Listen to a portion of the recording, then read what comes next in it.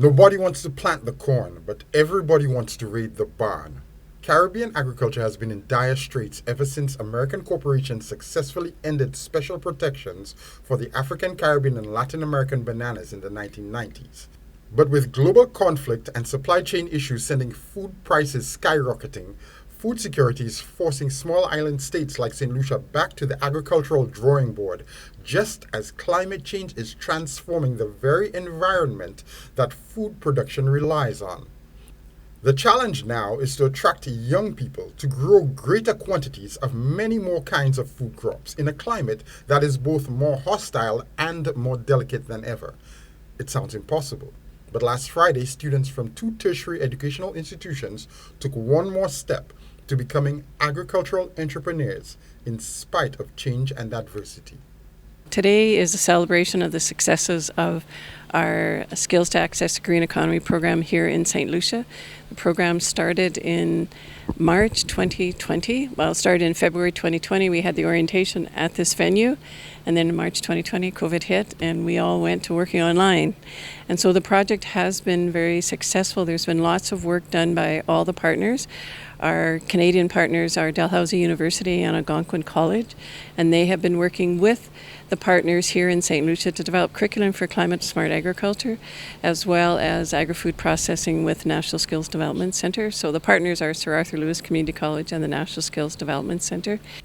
It was a long road through a global pandemic, but facilitators and students have now reached a point where positive outcomes are within reach. It's been exceptional to watch the students graduate. We've been able to put a couple cohorts both through both programs, and we've seen some amazing successes, such as at NSDC, our students are graduating with the skills ready to start their own business in some sort of an agro-processing field, whether that's bakery or jam jellies, other value-added products. The goals of our project were to develop 2 new programs. So we developed a climate-smart agriculture program for Sir Arthur Lewis, as well as a agro-processing program at NSDC.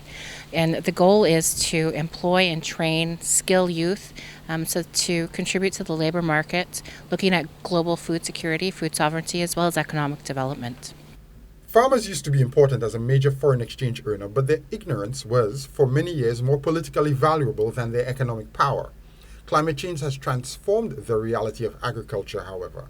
Farmers can no longer be destroyers of the environment, and national food security is now just as economically important as export potential, if not more. In the past, many of our farmers used to use very harsh chemicals and farming on hillsides and erosion and all sorts of problems that was brought about by the farming practices that we used to adopt in the past. So now we need to change all of these practices and farm in such a way that we protect the environment, while at the same time it has to be economical, it has to be profitable. The creation of these cohorts of scientifically minded young agricultural entrepreneurs comes at an opportune moment. As America clamps down on funding for its closest allies in the midst of rising global inflation, one of the smartest things small island states can do is eat and grow their own food, eliminating the need for expensive imported processed food.